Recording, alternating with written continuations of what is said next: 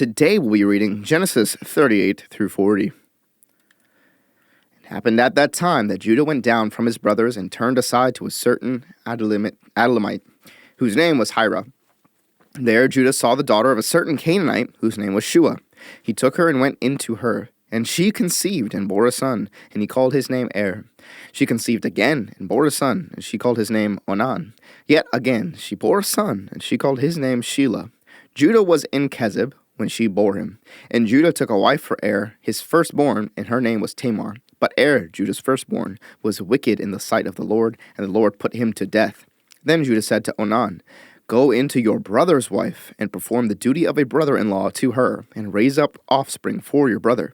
But Onan knew that the offspring would not be his. So whenever he went into his brother's wife, he would waste the semen on the ground, so as not to give offspring to his brother. And what he did was wicked in the sight of the Lord, and he put him to death also. Then Judah said to Tamar his daughter-in-law, "Remain a widow in your father's house, till Shelah my son grows up," for he feared that he would die like his brothers. So Tamar went and remained in her father's house. In the course of time, the wife of Judah, Shua's daughter, died.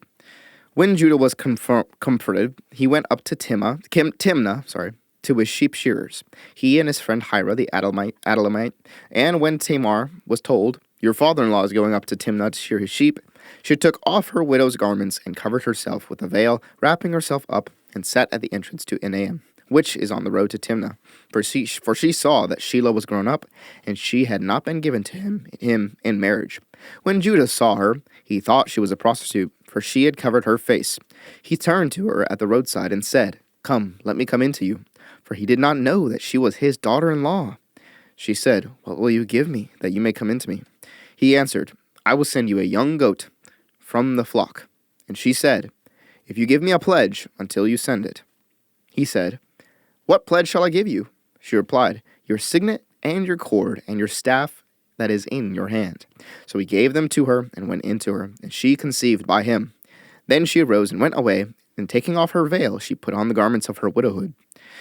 When Judah sent the young goat by his friend the Adullamite to take back the pledge from the woman's hand, he did not find her. And he asked the men of the place, "Where is the cult prostitute who was at Enaim at the roadside?" And they said, "No cult prostitute has been here." So we returned to Judah and said, "I have not found her." Also the men of the place said, "No cult prostitute has been here." And Judah replied, "Let her keep the things as her own, or we shall be laughed at. You see, I sent this young goat, and you did not find her." About 3 months later, Judah was told, "Tamar, your daughter-in-law, has been immoral. Moreover, she is pregnant by immorality." And Judah said, "Bring her out and let her be burned." As she was being brought out, she sent word to her father-in-law, "By the man to whom these belong, I am pregnant." And she said, "Please identify whose these are, the signet and the cord and the staff." Then Judah identified them and said, "She is more righteous than I, since I did not give her to my son Shelah." And he did not know her again. When the time of her labor came, there were twins in her womb. And when she was in labor, one put out a hand, and the midwife took and tied a scarlet thread on his hand, saying, "This one came out first." But as he drew back his hand, behold, his brother came out. And she said, "What a breach you have made for yourself." Therefore his name was called Perez. Afterward, his brother came out with a scarlet thread on his hand, and his name was called Zerah. Now Joseph had been brought down to Egypt, and Potiphar, an officer of Pharaoh, the captain of the guard, an Egyptian, had bought him from the Ishmaelites who had brought him down there. The Lord was with Joseph, and he became a successful man, and he was in the house of his Egyptian master. His master saw that the Lord was with him, and that the Lord caused all that he did to succeed in his hands. So Joseph found favor in his sight and attended him, and he made him overseer of his house, and put him in charge of all that he had. From the time that he made him overseer in his house, and over all that he had, the Lord blessed the Egyptian's house for Joseph's sake. The blessing of the Lord was on all that he had, in house and field. So he left all that he had in Joseph's charge, and because of him he had no concern about anything but the food he ate. Now Joseph was handsome in form and appearance, and after a time his master's wife cast her eyes on Joseph and said, "Lie with me." But he refused and said to his master's wife, "Behold, because of me my master has no concern about anything in the house, and he has put everything that he has in my charge. He is not greater in this house than I am, nor has he kept back anything from me except you, because you are his wife. How then can I do this great wickedness and sin against God?" And as she spoke to Joseph day after day, he would not listen to her, to lie beside her or to be with her. But one day, when he went into the house to do his work, and none of the men of the house was there in the house, she caught him by his garment, saying, "Lie with me." But he left his garment in her hand, and fled, and got out of the house.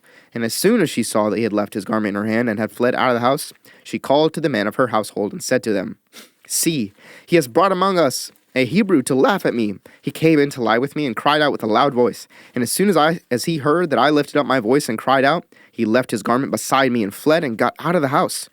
Then she laid up his garment by her until his master came home. And she told him the same story, saying, "The Hebrew servant whom you have brought among us came in to me to laugh at me. But as soon as I lifted up my voice and cried, he left his garment beside me and fled out of the house." As soon as his master heard the words that his wife spoke to him, "This is the way your servant treated me," his anger was kindled, and Joseph's master took him and put him into the prison, the place where the king's prisoners were confined, and he was there in prison. But the Lord was with Joseph, and showed him steadfast love, and gave him favor in the sight of the keeper of the prison. And the keeper of the prison put Joseph in charge of all the prisoners who were in the prison. Whatever was done there, he was the one who did it. The keeper of the prison paid no attention to anything that was in Joseph's charge, because the Lord was with him. And whatever he did, the Lord made it succeed. Some time after this, the cupbearer of the king of Egypt and his baker committed an offense against their lord, the king of Egypt. And Pharaoh was angry with his two officers, the chief cupbearer and the chief baker, and he put them in custody in the house of the captain of the guard, in the prison where Joseph was confined. The captain of the guard appointed Joseph to be with them, and he attended them. They continued for some time in custody. And one night they both dreamed, the cupbearer and the baker of the king of Egypt, who were confined in the prison, each his own dream, and each with its own interpretation. When Joseph came to them in the morning, he saw that they were troubled. So he asked Pharaoh's officers who were with him in custody in his master's house, "Why are your faces downcast today?" They said to him, "We have had dreams, and there is no one to interpret them." And Joseph said to them, "Do not interpretations belong to God? Please tell them to me."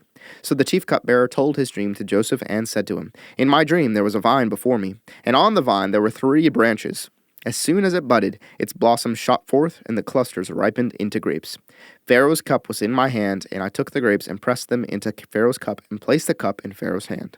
Then Joseph said to him, "This is its interpretation. The 3 branches are 3 days. In 3 days Pharaoh will lift up your head and restore you to your office, and you shall place Pharaoh's cup in his hand as formerly, when you were his cupbearer. Only remember me when it is well with you, and please do me the kindness to mention me to Pharaoh, and so get me out of this house. For I was indeed stolen out of the land of the Hebrews, and here also I have done nothing that they should put me into the pit." When the chief baker saw that the interpretation was favorable, he said to Joseph, "I also had a dream. There were 3 cake baskets on my head, and in the uppermost basket there were all sorts of baked food for Pharaoh. But the birds were eating it out of the basket on my head." And Joseph answered and said, "This is its interpretation. The 3 baskets are 3 days. In 3 days Pharaoh will lift up your head from you and hang you on a tree, and the birds will eat the flesh from you." On the 3rd day, which was Pharaoh's birthday, he made a feast for all his servants, and lifted up the head of the chief cupbearer and the head of the chief baker among his servants. He restored the chief cupbearer to his position, and he placed the cup in Pharaoh's hand. But he hanged the chief baker as Joseph had interpreted to them. Yet the chief cupbearer did not remember Joseph, but forgot him.